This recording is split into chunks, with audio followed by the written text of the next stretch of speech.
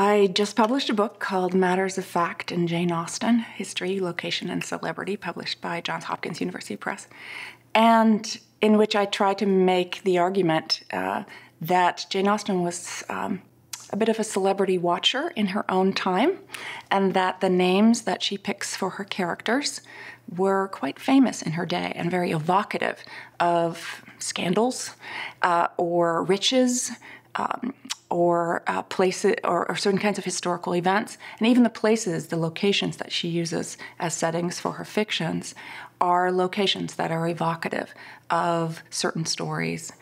So, for example, she takes her heroine in Northanger Abbey to the city of Bath, who is led there by a kindly Mr. and Mrs. Allen from the country. And they were a very famous Mr. and Mrs. Allen in living in Bath, the city they take her to. And young Catherine is mistaken for a rich heiress because people in the story mistake her as potentially being related to these famous Allens of Bath. And they lived in Prior Park, and the story takes us past all the settings that the famous real-world Mr. Allen built and lived in. And those are settings that then gloss the intentions of some of the characters who are after her money, Catherine's money.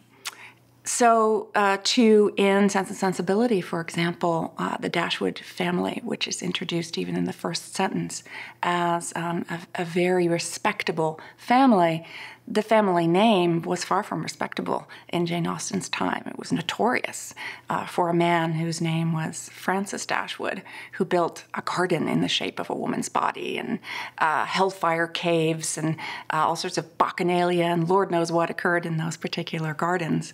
And the kind of friction that Jane Austen, creates between your knowledge as a reader in the 18 teens of those names and those particular locations, and the stories that she weaves out of the fabric of her own imagination, that friction is the interesting part. That's what creates that sort of static electricity.